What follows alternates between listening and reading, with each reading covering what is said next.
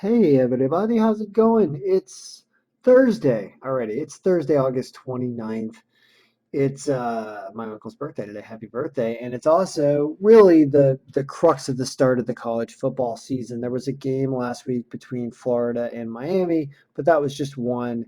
And now there's a bunch of games on 29th, 30th, 29th, 30th, 31st, 1st, 2nd. So what about the ones on the 29th? Well, guess what? We have everything.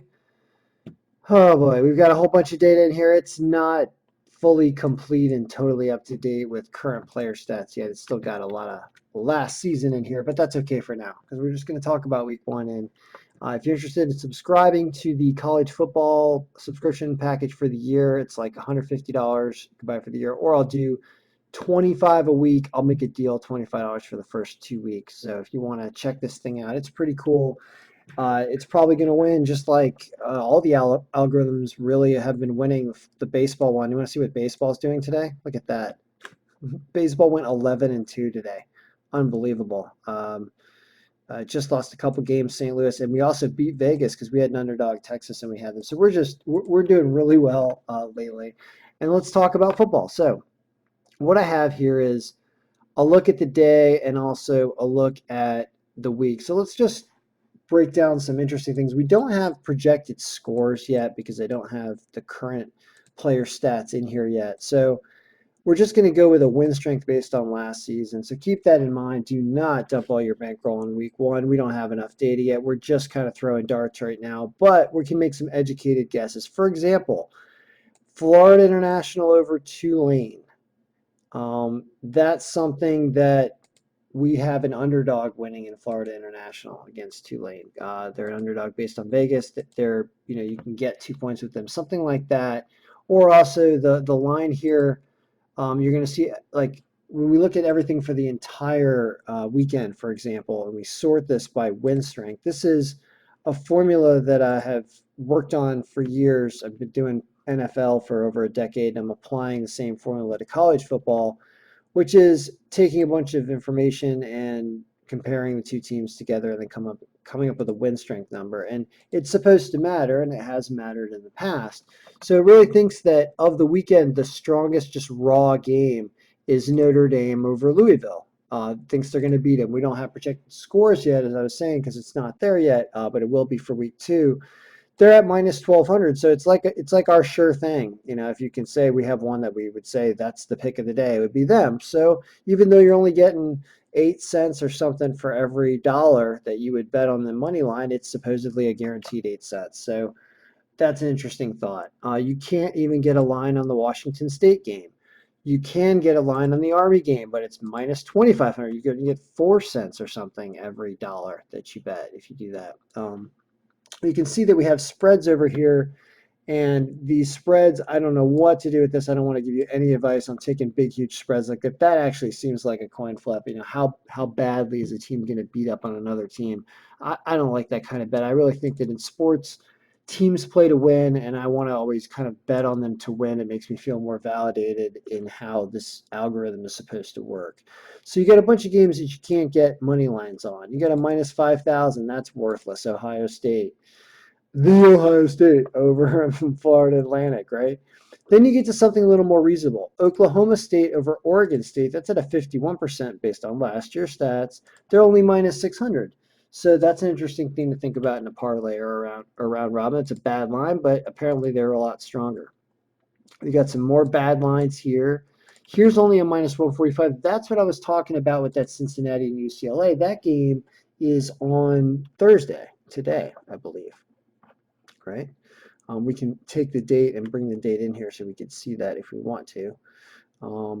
But I'll show you how to do that. Here, you open up the pivot table and you grab date and you bring it down there. And then all of a sudden we have it. And it is on the 29th, but we'll back it up because I didn't want to show it there. All right, let's not make this too long, but let's say, so how do you use all these games? Because you're gonna have a lot of games. I'm just showing teams that we have favored.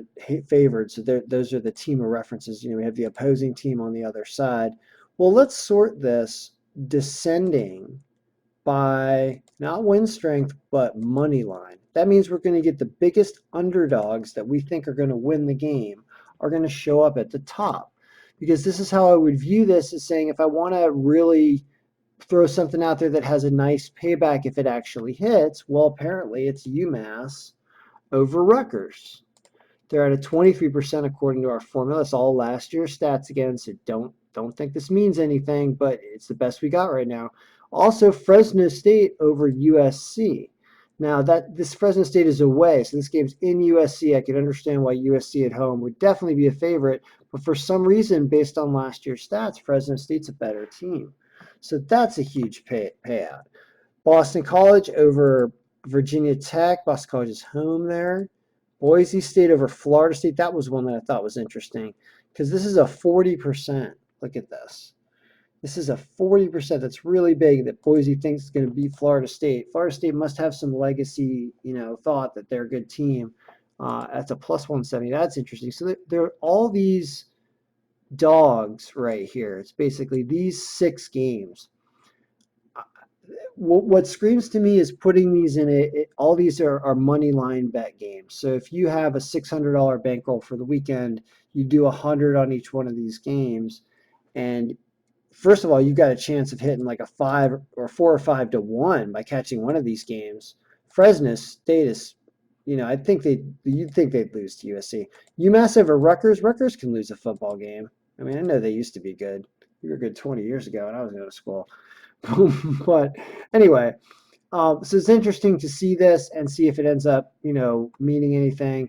We're going to have an order and results to this, and then we're going to start analyzing all of the history as we go through the schedule, and then we can really go through all the weeks. So you can start looking on to week 3, and then you have the next week, and then we can grab all that information after we get all the player stats in. So if you want a copy of this file, because I can give out a copy of this file if you want to use it, or I'm just going to give snapshots of this, like, I think these are the teams you should take. Also, if you're just going to do this by win strength, we're going to sort this by descending by win strength, and we believe that, any money line, you can prune out different money lines and say, okay, I refuse to play a money line that is I refuse to play one that is like everything has to be, the money line has to be greater than negative, let's say 750. And I don't know what the zeros shouldn't be in there. We should remove the zeros, but that means these are the only games that you would, besides the zeros, that you'd be able to play if you wanted something descending by win strength, which is where we're favoring them. You had stuff like Cincinnati, UCLA, Boise State, right? Teams that were up there. But then you also have things like this, like Southern Carolina over North Carolina, or sorry, South Carolina over North Carolina, Southern Carolina. Sorry, I'm in Northern Virginia right now. I apologize. Wisconsin, Mass. This is dirty right here. This UMass over Rutgers. I definitely. When is that game? How do we figure out there's a couple ways to figure out when that game is. I could grab the date, like I said, or you can actually double click here and the record's going to open up, and then you'll be able to see information like it's on Friday. It's Friday's game, so it's not tomorrow. Anyway, so that's the college football review for week 1. I hope you know who to pick. I think we should all take UMass just for fun, and may our picks, almost every one of them, if not every one of them, be winning.